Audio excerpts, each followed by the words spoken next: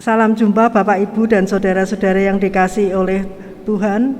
Sebelum kita mengikuti ibadah pada pagi hari ini, ada beberapa warta yang perlu kita perhatikan. Yang pertama, ibadah minggu ini dilayani oleh Saudari Lea Vanita Citra Adinda, mahasiswa praktek dari UKDW sebagai liturgos, dan firman Tuhan akan disampaikan oleh Ibu Pendeta Rinta Kurniawati Gunawan dari GKI Peterongan. Yang kedua, Biston mengenang almarhum Bapak Sudarnoto akan dilakukan secara online melalui Zoom meeting pada hari Minggu 8 Agustus 2021 pukul 18.30. Link akan dibagikan melalui WA Group di GKI Purwodadi. Pemahaman Alkitab atau PA online akan diadakan pada hari Kamis 2 Agustus pukul 18.30 WIB. Link akan dibagikan pada hari Kamis pagi melalui grup WA GKI Purwodadi. Demikian warta gereja. Warta selengkapnya dapat dilihat pada warta GKI Purwodadi. Selamat beribadah.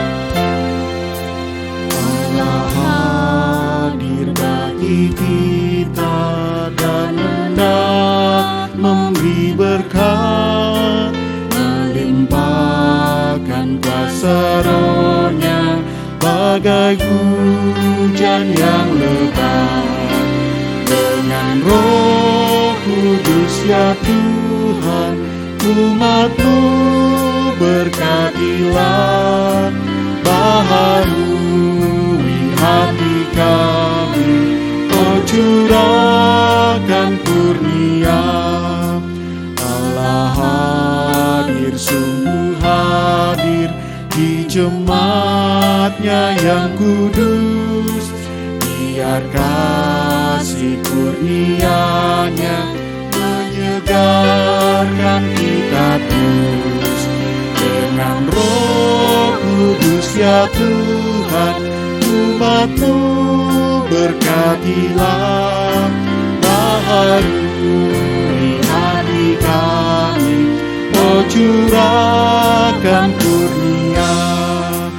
Allah hadir, oh percaya dan berdoa padanya, agar kita dikobarkan oleh nyala kasih-Nya. Dengan Roh Kudus ya Tuhan, umat-Mu berkatilah, baharui hati kami, oh curahkan kurnia.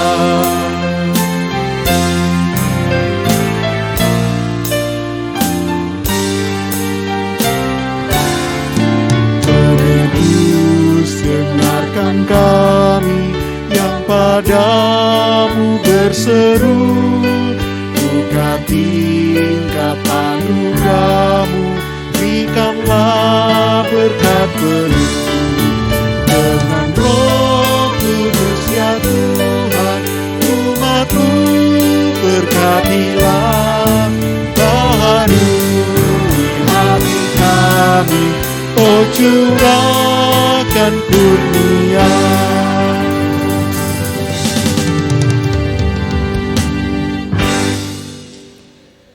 Ibadah ini berlangsung dalam pengakuan bahwa pertolongan kita adalah di dalam nama Tuhan yang menjadikan langit dan bumi, yang dengan kasih setia-Nya tidak pernah meninggalkan segala ciptaannya.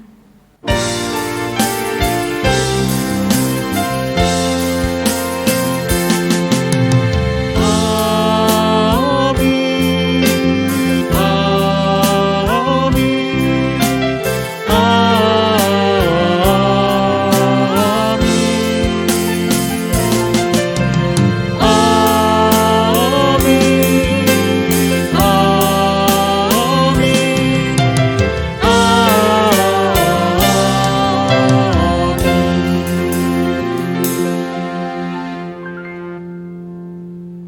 Tuhan beserta saudara. dan beserta saudara juga. Selamat pagi Bapak Ibu saudara-saudari yang dikasihi Tuhan. Siapa yang tidak pernah merasakan perlindungan Tuhan? Tentu setiap kita pernah merasakan perlindungan Tuhan, bahwa hidup kita selalu berada dalam perlindungan Tuhan. Walaupun terkadang ketika kita sedang mengalami sebuah masalah atau kita mengalami sebuah tekanan, kita seringkali lupa atau kita seringkali ragu akan pertolongan dan perlindungan Tuhan. Bapak Ibu Saudara yang terkasih, tema kita pada minggu ini adalah perlindungan Tuhan. Mari Bapak Ibu kembali mengingat perjalanan hidup kita sampai hari ini. Sudahkah kita mengucap syukur untuk perlindungan Tuhan dalam kehidupan kita sampai pada hari ini?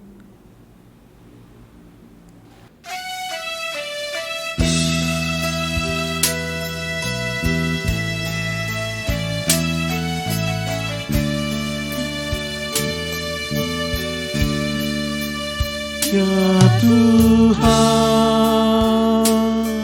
Engkau perlindunganku. Sejak masa mudaku, Engkaulah harapanku. Sejak dari kandungan, padamu ku bertopan. Jangan ku terbuang pada masa tuaku. Tuhan, jangan kau tinggalkan apabila habis dayaku, agar aku tak dicemooh, agar aku tak dibenci, karena hanya Tuhanlah perlindunganku. Mari Bapak Ibu Saudara yang terkasih, dengan kerendahan hati kita mengakui setiap dosa dan kesalahan kita. Mari kita berdoa. Tuhan yang baik, hari ini kami mengucap syukur untuk penyertaan dan perlindungan-Mu Tuhan sampai pada saat ini. Tuhan, pada saat ini kami mohon pengampunan-Mu untuk setiap peristiwa dalam kehidupan kami yang seringkali membuat kami ragu, bahkan membuat kami lupa bahwa hidup kami berada dalam perlindungan Tuhan. Kami masih sering khawatir, kami masih sering takut akan kehidupan kami hari lepas hari. Ampuni kami Tuhan dan ajarlah kami untuk selalu mengingat bahwa hidup kami tidak luput dari kasih, penyertaan, dan perlindungan Tuhan. Terima kasih Tuhan, di dalam nama-Mu Tuhan kami Yesus Kristus kami telah berdoa. Amin. Orang-orang benar diselamatkan oleh Tuhan. Ia adalah tempat perlindungan mereka pada waktu kesesakan. Tuhan menolong mereka dan meluputkan mereka. Ia meluputkan mereka dari tangan orang-orang fasik dan menyelamatkan mereka, sebab mereka berlindung padanya. Mazmur 37 ayat 39 sampai 40. Demikianlah berita anugerah dari Tuhan. Syukur kepada Allah.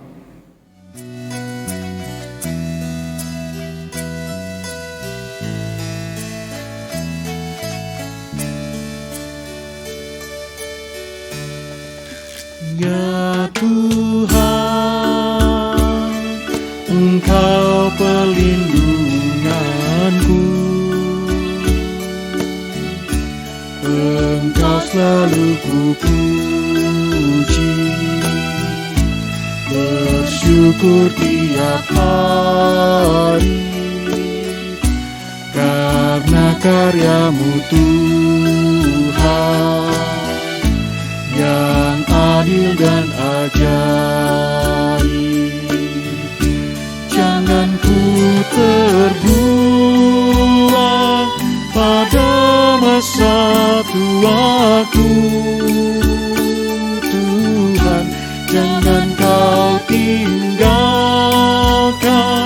apabila habis dayaku, agar aku tak dicemooh, agar aku tak dibenci, karena hanya Tuhanlah perlindunganku.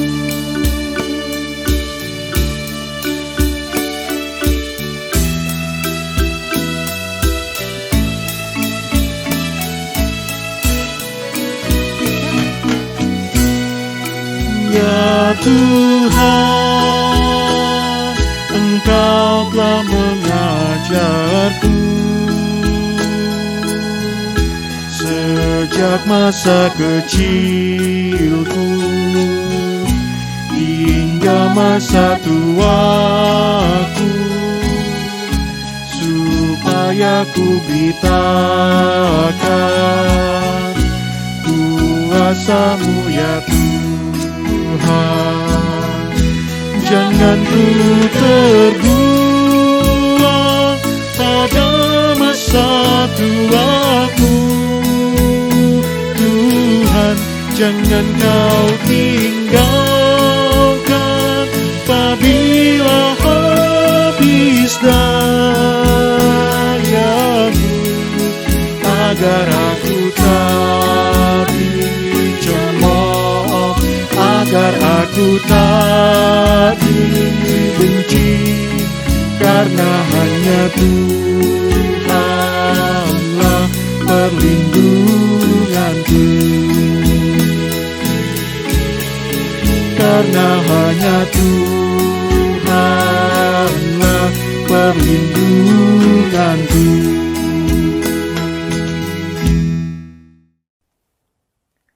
Mari Bapak Ibu Saudara, kita akan mempersiapkan hati dan pikiran kita di dalam menyambut berita firman Tuhan. Mari kita akan berdoa.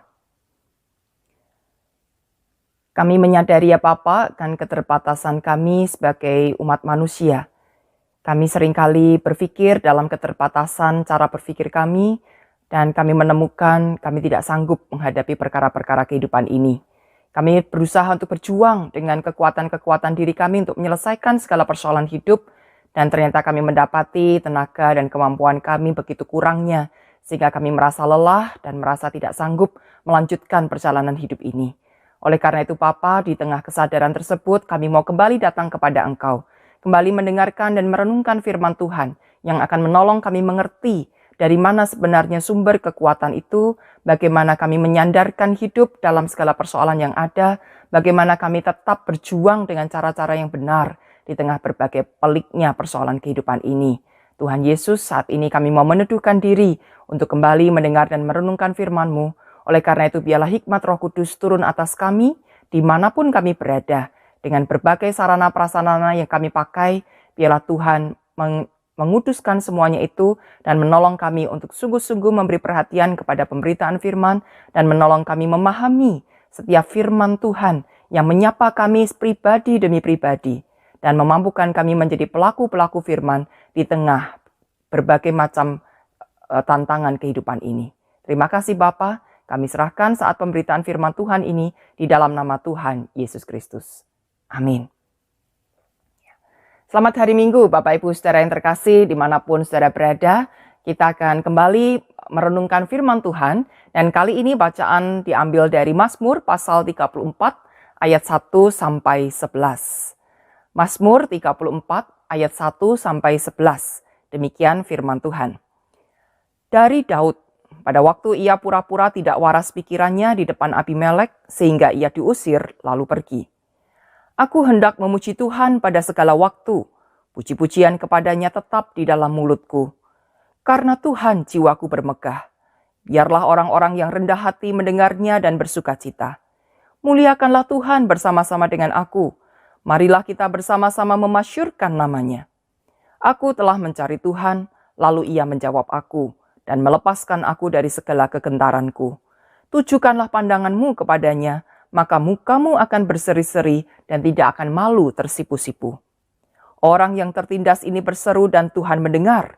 Ia menyelamatkan dia dari segala kesesakannya. Malaikat Tuhan berkemah di sekeliling orang-orang yang takut akan dia, lalu meluputkan mereka. Kecaplah dan lihatlah betapa baiknya Tuhan itu. Berbahagialah orang-orang yang berlindung kepadanya. Takutlah akan Tuhan, hai orang-orang yang kudus, sebab tidak berkekurangan orang yang takut akan dia. Singa-singa muda merana kelaparan, tetapi orang-orang yang mencari Tuhan tidak kekurangan sesuatu pun yang baik. Amin. Demikianlah pembacaan firman Tuhan, dan berbahagialah setiap orang yang setia mendengar dan melakukan firman Allah dalam kehidupannya sehari-hari. Haleluya. Saudaraku yang terkasih, apakah ada di antara saudara-saudara yang senang dengan dunia binatang? Mungkin saudara punya peliharaan atau tidak punya, tetapi saudara senang mengamati baik melalui sebuah artikel, melalui tayangan-tayangan di televisi atau di YouTube, dan berbagai macam sumber lainnya yang melaluinya kita bisa mencari tahu bagaimana sih kiprah para hewan ini, terutama di alam liar. Nah, saudara, ada beberapa hewan-hewan yang cukup unik di dalam memberikan perlindungan bagi anak-anaknya. Nah, ada anjing laut gitu ya, saudara. Nanti Anda bisa lihat lebih lanjut lah ya di artikel-artikel atau di tayangan YouTube. Anjing laut ini, saudara, punya cara yang unik untuk melindungi anaknya yang baru lahir. Jadi selama 2 minggu full, seekor induk anjing laut itu akan terus merawat bayinya itu secara intensif. Dan untuk itu dia tidak pergi kemana-mana. Dan tentu berarti dia tidak makan sama sekali selama 2 minggu. Dan konon katanya per hari dia akan kehilangan bobot sebesar 3 kilo. Sehingga setelah masa 2 minggu perawatan itu badannya akan menjadi sangat kurus. Tapi itu semua dilakukan demi melindungi anak-anaknya.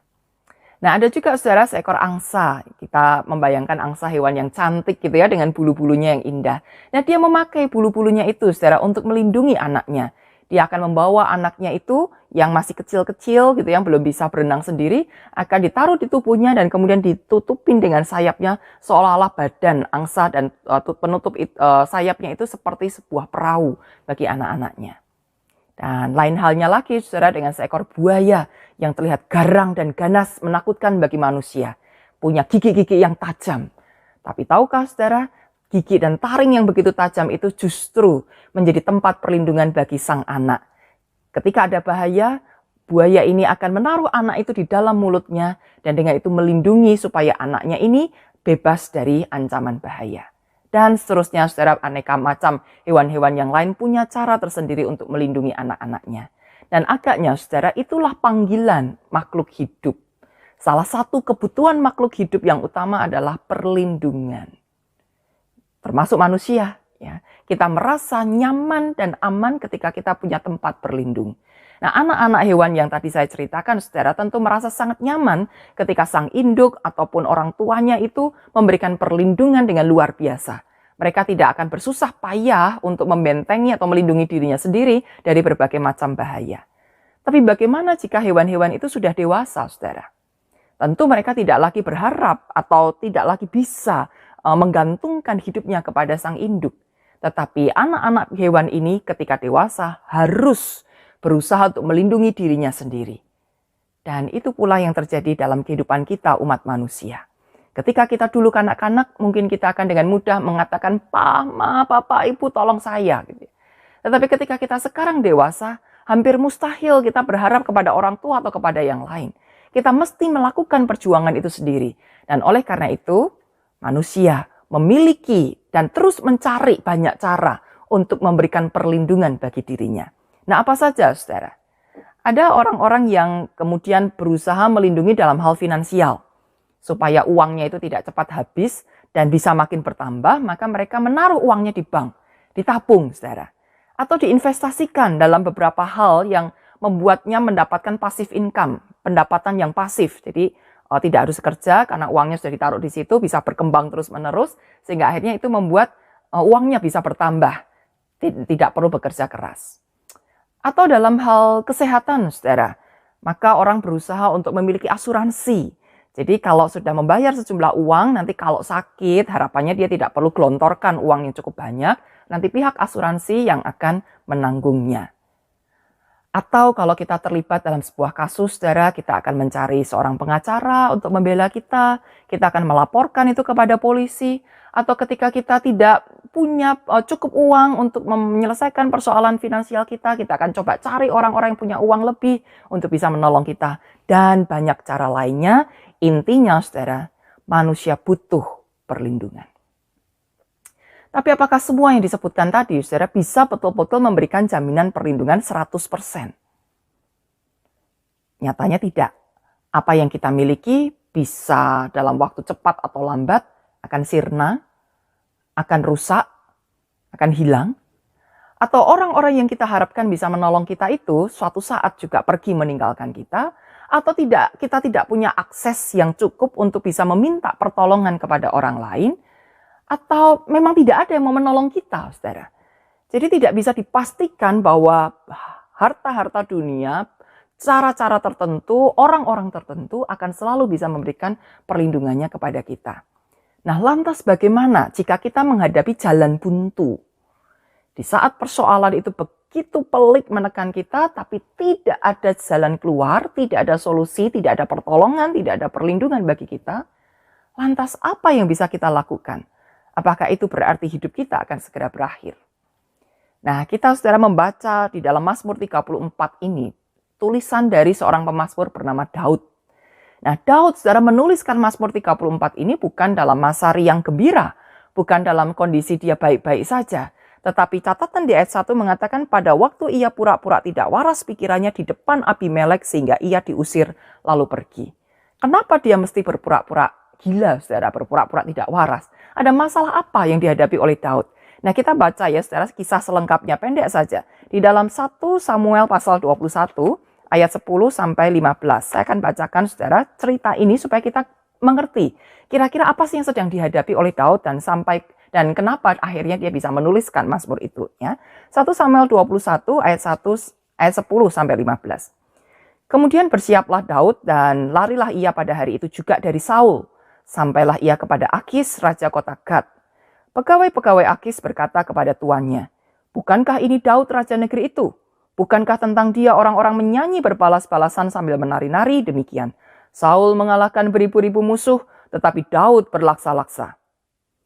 Daud memperhatikan perkataan itu dan dia menjadi takut sekali kepada Akis, raja kota Gat itu. Sebab itu, ia berlaku seperti orang yang sakit ingatan di depan mata mereka dan berbuat pura-pura gila di dekat mereka. Ia menggores-gores pintu gerbang dan membiarkan ludahnya meleleh ke janggutnya. Lalu berkatalah Akis kepada para pegawainya, "Tidakkah kamu lihat bahwa orang itu gila? Mengapa kamu membawa dia kepadaku?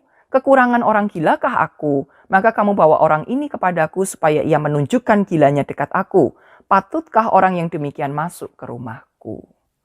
Jadi saudara, ceritanya Daud ini baru saja melarikan diri dari Saul yang ingin membunuhnya.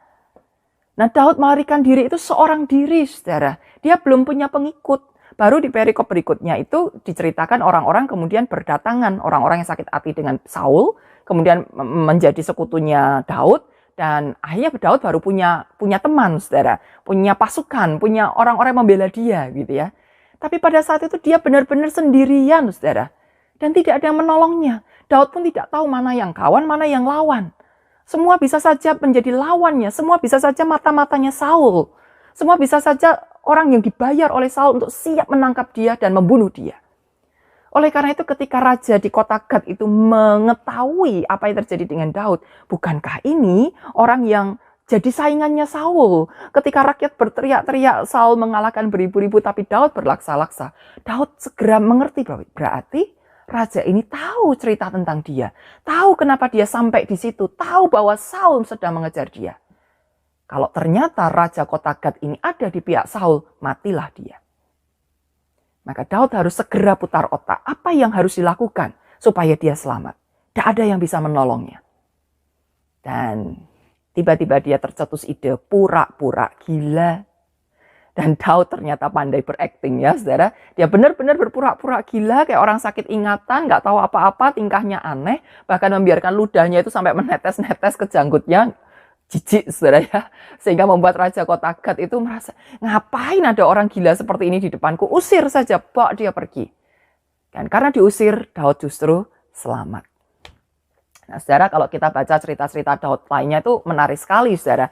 Ada banyak cerita yang menggambarkan bagaimana Daud berada pada kondisi terjepit. Tapi, anehnya, herannya, hebatnya, selalu ada jalan bagi Daud untuk keluar dari keterjepitannya itu. Nah, apa rahasianya? Itu kan yang perlu kita cari tahu ya. Seandainya kita berada pada kondisi seperti Daud, banyak masalah-masalah yang menjepit kehidupan kita. Lantas apa yang harus kita lakukan supaya kita ini bisa keluar dari masalah-masalah tersebut? Nah, kita melihat dari Mazmur 34 ini, saudara. Yang pertama, di ayat 5 dan 6, Daud mengatakan, "Aku telah mencari Tuhan, lalu ia menjawab aku dan melepaskan aku dari segala kegentaranku." Lalu nasihatnya adalah, "Tujukanlah pandanganmu kepadanya, maka mukamu akan berseri-seri dan tidak akan malu tersipu-sipu." Tujukan pandanganmu kepada Tuhan. Itu yang pertama. Artinya, saudara, kita fokus kepada Tuhan, bukan kepada masalah yang kita hadapi. Ini persoalannya, saudara. Masalah itu seringkali tidak besar. Tetapi karena kita terus memandangnya, kita fokus terus kepada masalah itu, akhirnya masalah itu jadi terlihat besar. Ada orang-orang yang sakit, saudara. Dan ketika dia sakit sebetulnya nggak parah-parah amat, saudara. Tapi dia sudah nangis terus gitu ya. Dia sudah teriak-teriak, aduh ini gimana, saya kok sakit loh. Dia frustasi, dia merasa tidak layak untuk sakit itu. Dan dia merasa ketakutan, gimana ini aku sakit, gimana aku sakit begitu ya. Jadi tidak segera mencari pertolongan, tidak berobat gitu ya. Tapi malah sibuk memikirkan, bagaimana ini aku sakit gitu. Nah biasanya kepada orang-orang seperti ini saya tanya, saudara. Apa sih yang membuatmu takut? Kok sakit begitu kamu takut gitu ya. Saya tidak menyepelekan penyakit ya saudara. Tetapi respon yang berlebihan dari beberapa orang ini membuat menggelitik gitu ya sebuah pertanyaan. Dan saya tanya, mengapa kamu takut gitu? Apa yang kamu takutkan? Ya nanti gimana kalau saya sakitnya sampai parah? Nanti kalau udah ada obatnya gimana? Nanti kalau ini. Dan terus nanti gitu. Saya kadang jahat juga nih mulut ya. Saya tanya, gini loh. Apa kamu takut mati? Baru dia diem. Ya. Intinya itu saudara, takut mati. Padahal saudara penyakit itu bukan penyakit yang membawa pada kematian. Padahal kalau dia segera berobat, penyakit itu tidak bertambah berat, dia sembuh saudara. Tapi karena terus cemas, terus khawatir, terus fokus pada sakitnya itu, ya bisa saja sih orang tiba-tiba mati. Bukan karena penyakitnya, tapi karena berpikir bagaimana kalau aku mati.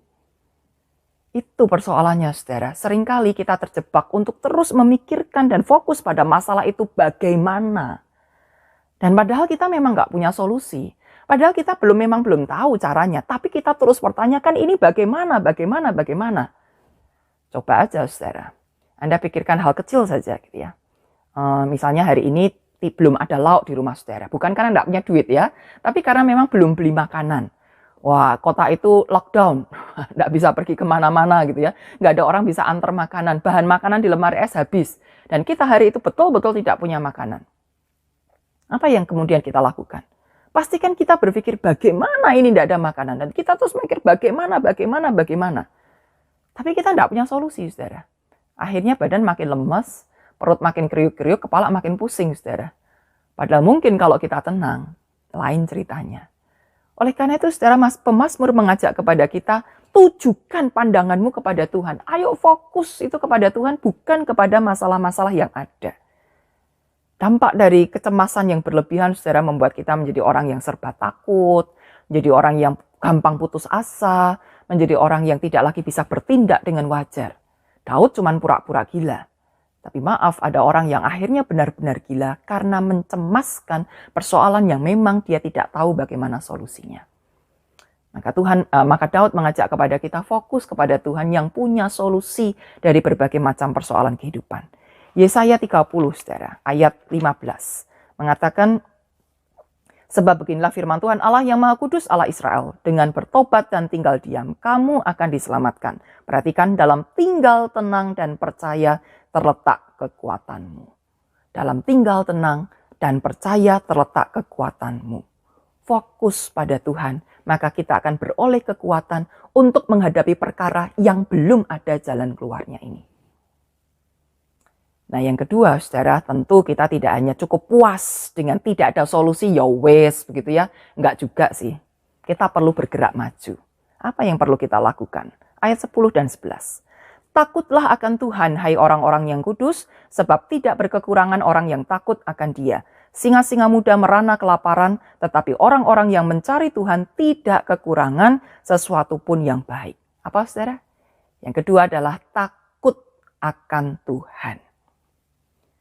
Seringkali ketika kita ada persoalan, saudara, kita menghabiskan seluruh energi kita, kekuatan kita, kemampuan kita untuk memikirkan bagaimana cara jalan keluarnya, bagaimana cara menyelesaikan masalah ini, bagaimana solusinya.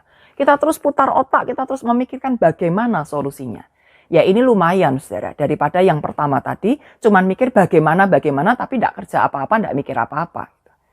Nah, yang kedua ini, orang ini sudah berupaya, saudara, melakukan banyak macam cara, bahkan seringkali, tidak jarang pula menghalalkan segala macam cara supaya bisa menyelesaikan persoalannya. Karena cari cara-cara yang halal, mentok semua. Akhirnya berupaya yang tidak halal, saudara, siapa tahu bisa. Ya kalau dalam kondisi biasa saya nggak mungkin lah melakukan yang tidak halal gitu ya. Yang tidak halal gitu ya. Tetapi ini kondisi udah mepet banget, udah krisis banget. Kalau saya yang halal terus, itu nggak jalan-jalan, masa saya hanya berdiam diri dan akhirnya mati kutu? Bukankah saya harus cari cara yang lain? Kalau memang yang halal sudah nggak bisa, ya cari yang tidak halal toh. Supaya masalah saya ini bisa selesai. Kita lupa, saudara, bahwa Tuhan sudah punya rancangan dalam kehidupan kita. Kita hanya perlu untuk berjalan di dalam rancangan Tuhan itu. Nah, lantas bagaimana caranya berjalan dalam rancangan Tuhan? Tuhan mau kita memiliki relasi yang dekat dengan Dia. Tuhan mau kita itu mengerti kehendak-kehendaknya. Oleh karena itu, perlulah kita membaca dan merenungkan firman Tuhan. Ada banyak orang hanya senang berdoa. Saudara, saya tidak katakan berdoa itu jelek ya. Tapi kalau hanya berdoa dan tidak merenungkan firman Tuhan, membuat persoalan kita akan semakin pelik. Kenapa? Karena ketika kita tidak baca firman, kita tidak tahu petunjuknya Tuhan. Kita pun tidak melakukan apa-apa yang berkenan di hadapan Tuhan. Hidup kita hanya rutinitas saja. Hanya menjalani hari-hari memang itu jadi tanggung jawab kita, jadi kewajiban kita. Dan kemudian tadi kita sibuk dengan mencari solusi kita. Itu semua bersumber dari pemikiran kita. Saya yang mikir, saya melakukan, saya yang kerja, semuanya saya. Capek, saudara. Si saya ini tidak segitu hebatnya. Tapi terus dipaksa untuk kerja, saudara. Untuk memikirkan segala macam persoalan yang ada. Apalagi kalau misalnya kita ini tumpuan keluarga. Tumpuan dari sebuah kelompok, sejumlah orang yang semuanya terpakunya pada kita. Gimana nih solusinya? Apa yang harus kita perbuat? Semua nanyanya ke kita. Dan kita terdorong untuk bisa menjawab semua persoalan itu dan menyelesaikan semuanya. Siapa yang kuat, saudara? Tuhan bilang, marilah kepadaku yang letih lesu dan berbeban berat, aku akan memberi kelegaan kepadamu. Nah, datang kepada Tuhan bukan cuma doa, tapi baca firman, karena di dalam firman itulah Tuhan menyapa kita. Tuhan memberitakan perkataan-perkataannya kepada kita. Jadi ada begitu banyak orang ketika datang nangis-nangis, tolong saya, saya tanya, kamu sudah berdoa? Sudah, saya sudah berdoa setiap hari. Saya tanya, sudah baca Alkitab? Ya enggak sempet toh Bu, saya kan sibuk, saya harus kerja, cari nafkah. Ini loh utang saya sudah sekian banyak. Ini loh anak saya sakit, saya cari cara untuk berobat. Ini loh masalah saya itu belum selesai. Suami saya ini selingkuh, suami saya ini enggak benar. Istri saya ini melakukan hal yang kurang ajar. Ada masalah di kantornya, dibawa-bawa ke rumah. Saya itu menyelesaikan semuanya itu, saya enggak sempat toh Bu baca Alkitab. Mestinya Tuhan ya tahu toh kesibukan saya. Benarkah, saudara, ketika kita tidak meluangkan waktu untuk baca Alkitab dan kita menghabiskan 24 jam itu untuk bekerja, berupaya menangani persoalan kita, maka semuanya akan beres? Ternyata tidak, saudara. Bahwa Tuhan menghendaki kita untuk takut akan Tuhan. Walaupun ada masalah, tetaplah lakukan pekerjaan-pekerjaan Tuhan. Tetaplah melakukan perbuatan-perbuatan yang Tuhan kehendaki. Sehingga dengan demikian saudara, fokus kita tadi tidak terjebak pada persoalan itu. Tapi kita tetap bisa fokus pada Tuhan. Karena kita terus bertanya apa yang saya perlu lakukan yang sesuai kehendak Tuhan. Dan Tuhan sudah beri jawab itu di Alkitab. Nggak perlu pusing-pusing. Tetaplah menyapa orang dengan baik. Tetaplah berbagi dengan sesama. Tetaplah hidup dalam damai dengan orang-orang di sekitar kita. Ketika kita mengerjakan itu, saudara, Tuhan buka jalan. Firman Tuhan, takutlah akan Tuhan, maka kamu tidak akan kekurangan. Kita berpikir dengan semakin kita kerja keras, kita bisa kaya raya, saudara. Padahal ketika kita hanya bekerja keras, maka kita akan menyelesaikan dengan cara kita sendiri, dengan kekuatan kita sendiri yang terbatas. Ketika kita punya masalah finansial, ada hutang yang besar. Ketika kita problem dengan suami, dengan istri, dengan anak-anak kita pusing bagaimana menyelesaikan semuanya ini. Jangan kita larut di dalam masalah-masalah itu. Tetaplah fokus kepada Tuhan dan tetap lakukan apa yang Tuhan kehendaki. Nanti Tuhan sendiri yang buka jalan, toh saudara. Tuhan tidak bohong. Kalau ini sudah difirmankan, Tuhan pasti akan tepati. Nanti saya berikan contohnya, saudara. Dan yang ketiga, yang terakhir di ayat 7-9 dikatakan orang yang tertindas ini berseru dan Tuhan mendengar. Ia menyelamatkan dia dari segala kesesakannya. Malaikat Tuhan berkemah di sekeliling orang yang takut akan dia lalu meluputkan mereka. Kecaplah dan lihatlah betapa baiknya Tuhan itu. Berbahagialah orang yang berlindung padanya. Yang ketiga, berlindung pada Tuhan. Jadikan satu-satunya Tuhan itu sebagai satu-satunya tempat berlindung dan bukan pada yang lain. Dunia secanggih ini, saudara, tetap saja klenik, kuasa gelap, kuasa jahat itu ada di sekitar kita. Dan manusia tergoda untuk memanfaatkannya, untuk berelasi dengannya. Awalnya semuanya indah. Awalnya kuasa-kuasa itu menjanjikan sesuatu yang menggiurkan. Dan memang masalah kita selesai sesaat. Tapi setelah itu kuasa gelap itu akan menyiksa kita dengan hal-hal lain yang lebih menyeramkan. Satu kali, saudara, seorang yang begitu terpandang, orang yang punya banyak harta lah, dan secara akademis dia juga punya pendidikan yang tinggi dan kedudukan yang cukup tinggi di profesinya dia. Tapi satu kali ketika suaminya sakit keras, saudara, terbaring di rumah sakit, dokter sudah hampir menyerah lah, hampir tidak ada jalan yang bisa dilakukan. Ibu ini mengutus anaknya untuk datang kepada saya. Dalam percakapan saya kira ya minta didoakan gitu ya. Ternyata anak ini kemudian memberikan 1 botol air putih, saudara. Berikan kepada saya, Bu, ini mama minta tolong supaya ibu mendoakan air ini. Loh, buat apa? Saya tanya gitu ya. Air ini mau diberikan kepada papa, supaya papa cepat sembuh. Saya langsung kaget, saudara. Saya pikir, apa kamu tuh datang ke dukun atau ke pendeta gitu ya? Saya dianggap dukun, saudara. Disuruh mendoakan air putih itu supaya ada kekuatannya gitu dan air putih itu bisa menyembuhkan seseorang. Ya, lalu saya ajak diskusi itu ya, saya ajak bicara apa sih makna dari semuanya itu dan seterusnya, saudara. Tapi itu kenyataan, saudara. Bahkan dengan orang yang sangat berpendidikan pun bukan berarti dia berpikir semua serba logis dan tidak berpikir ke hal-hal ke arah sana. Nyatanya ada, saudara. Dan selalu orang tergoda untuk itu. Karena apa? Ya merasa doanya tidak dijawab Tuhan. Kenapa doanya tidak dijawab Tuhan? Ya karena dia tidak dengarkan firman Tuhan. Itu terus berputar begitu, saudara. Dan akhirnya orang kecewa sama Tuhan. Tuhan, aku sudah doa kok tidak dijawab. Padahal karena caranya keliru. Bukan doanya tidak berkuasa. Tapi karena dia tidak tunduk di hadapan Tuhan. Jadi saudara, 3 hal ini semuanya berkesinambungan dan semuanya harus dilakukan. Hidup menunjukkan pandangan kepada Tuhan, fokus kepada Tuhan, takut akan Tuhan, dan berlindung pada Tuhan. Maka saudara, orang-orang yang melakukan semuanya itu hidupnya akan selalu aman. Masalah sepelik apapun pasti ada jalan. Ada seorang bapak, saudara, dia punya penyakit yang cukup langka gitu ya, yang tidak bisa diobati. Tapi secara fisik dia tetap masih bisa bekerja dengan baik gitu ya. Nah, tapi tidak banyak pekerjaan hebat yang bisa dia lakukan. Jadi pekerjaan-pekerjaan sederhana saja. Dan selama itu dia bersyukur bahwa dengan kondisi kekurangannya itu tetap dia bisa bekerja dan mencari nafkah untuk kehidupan keluarganya. Tapi ketika masa pandemi, saudara, apa yang dia lakukan tiba-tiba berhenti. Tidak bisa lagi dilakukan. Ya, apa yang dia produksi tidak lagi bisa dinikmati oleh orang dan orang tidak banyak lagi yang membeli produknya. Akhirnya dia nggak bisa apa-apa, saudara. Tabungan pun kan tidak banyak karena pekerjaan-pekerjaan sederhana, income juga pasti tidak banyak. Tapi dia hanya berserah kepada Tuhan. Dia tetap percaya dan dia tetap mengandalkan Tuhan. Dia mau tetap berlindung kepada Tuhan.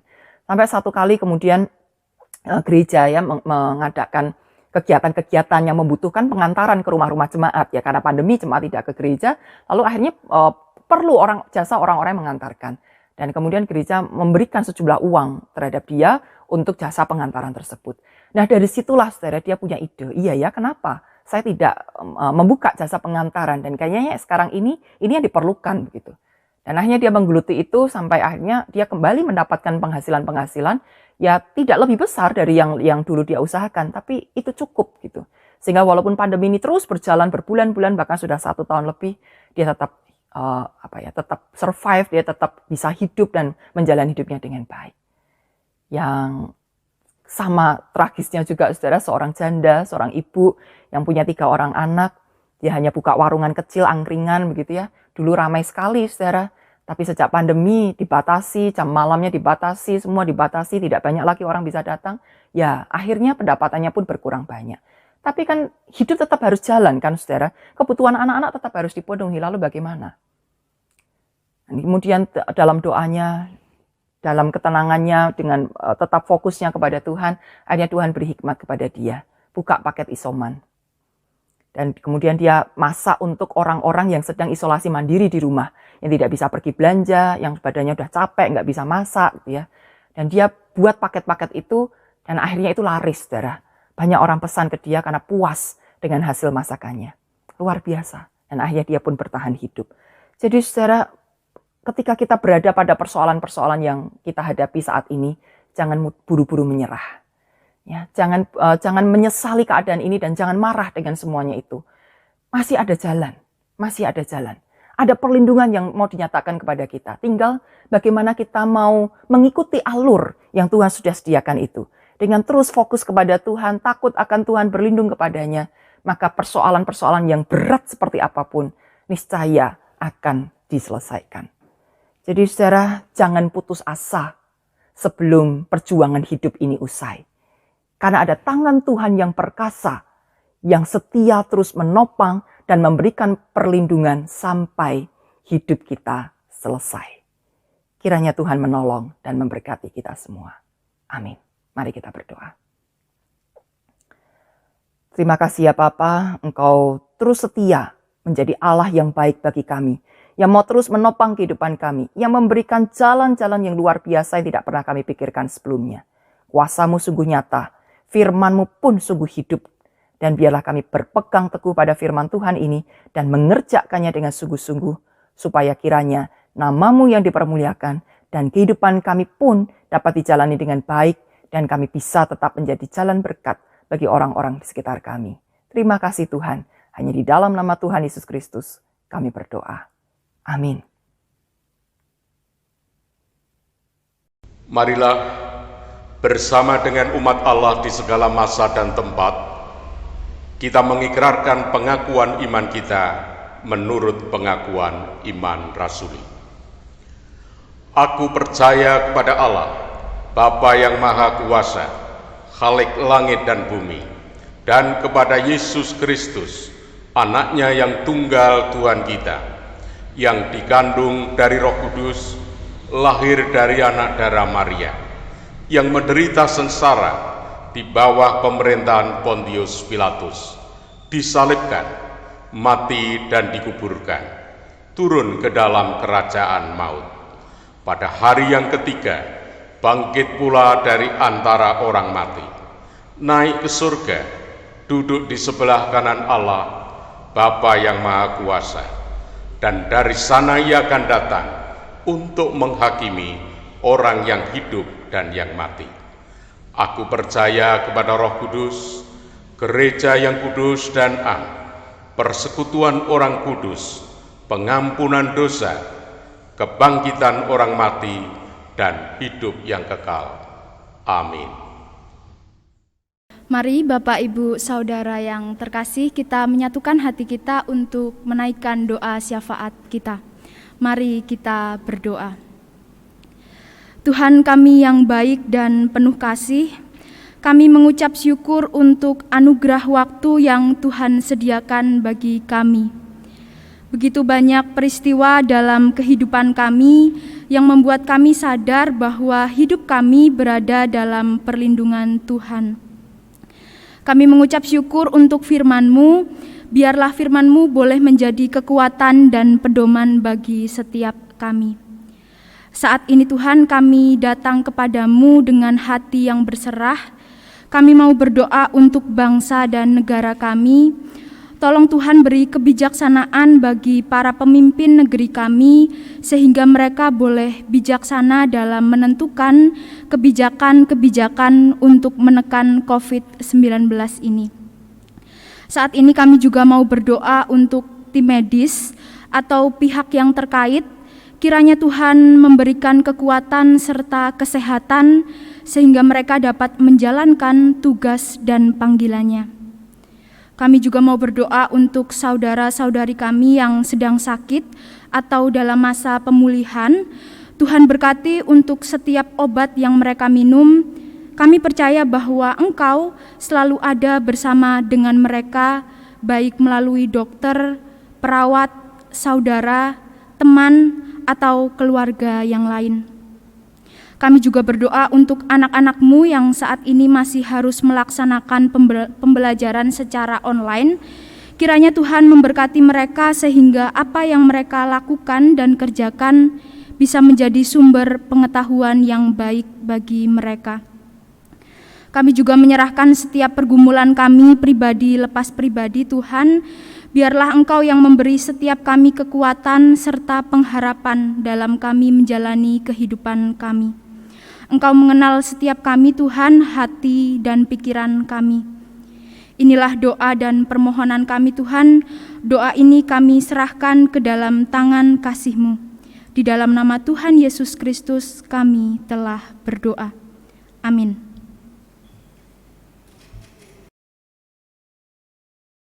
Marilah kita memberikan persembahan syukur kepada Tuhan yang akan kita dasari dari 1 Petrus 2 ayat yang ke-5.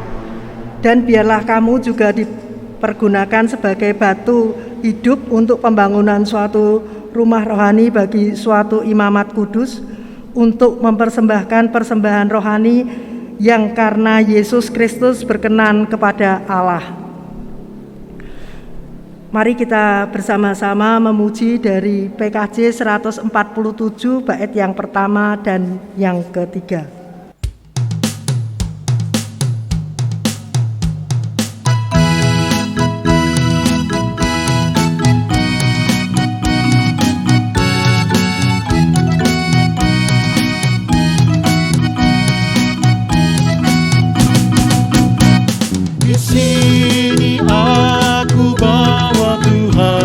Persembahan hidupku semoga berkenan. Berapalah nilainya Tuhan dibandingkan berkat-Mu yang tak Kau limpahkan. Terimalah Tuhan, oh terimalah Tuhan.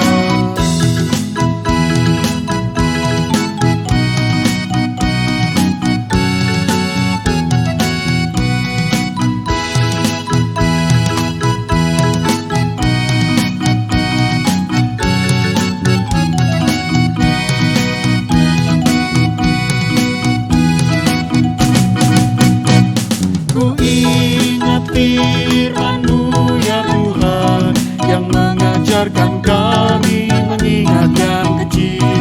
Berkati semuanya Tuhan supaya persembahan tetap mengalir terus. Terimalah Tuhan, oh terimalah Tuhan.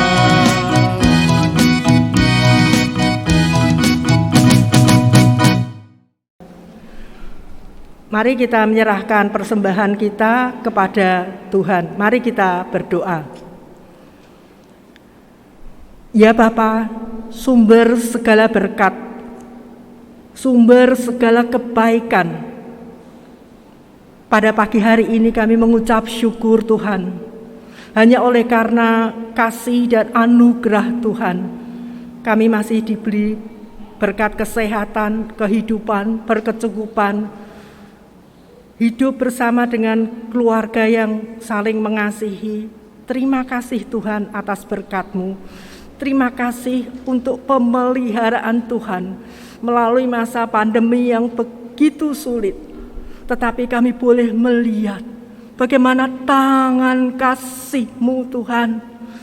Kasih-Mu yang tanpa batas itu senantiasa memelihara kehidupan kami.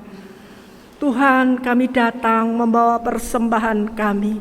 Kiranya Tuhan memberkati supaya persembahan ini boleh berguna bagi kemuliaan nama Tuhan.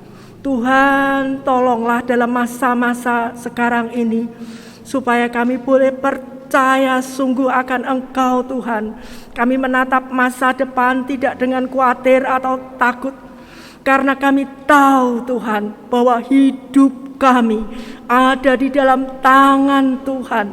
Tangan Tuhan yang memberikan yang terbaik buat kami. Terima kasih Tuhan, terima kasih.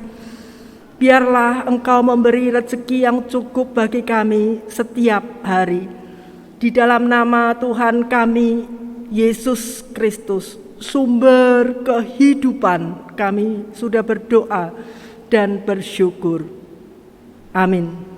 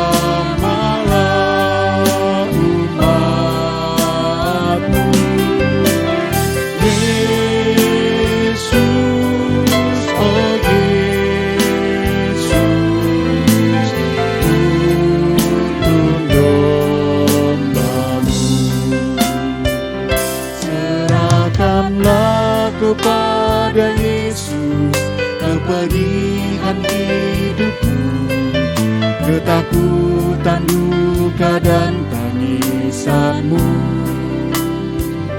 Rohnya akan datang menghiburmu, mendamaikan hatimu, tegar hadapi hidup bersamanya.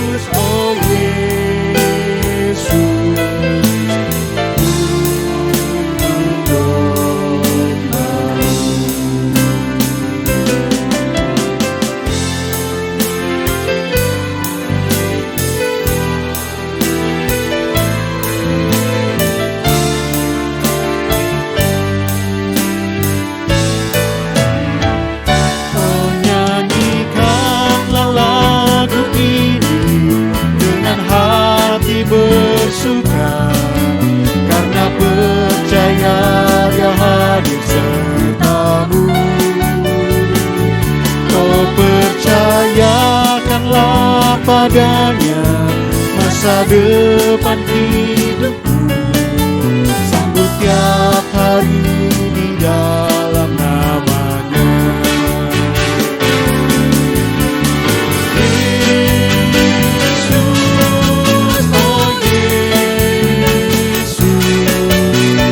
Jamahlah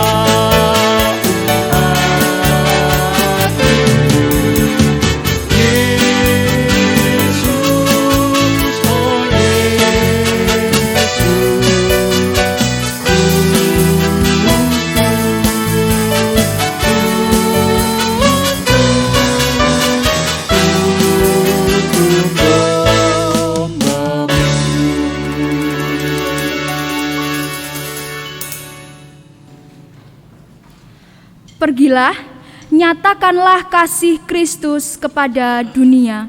Kami menyatakan kasih Kristus pada dunia, Jadilah sahabat sesama. sebab kami rindu mempersaksikan Kristus, Terpujilah Allah Bapa, Anak, dan Roh Kudus, yang tidak pernah memisahkan kami dari kasih-Nya, sekarang dan selama-lamanya. Tuhan memberkati kita dan melindungi kita. Tuhan menyinari kita dengan wajah-Nya dan memberi kita kasih karunia. Tuhan menghadapkan wajah-Nya kepada kita dan memberi kita damai sejahtera. Amin.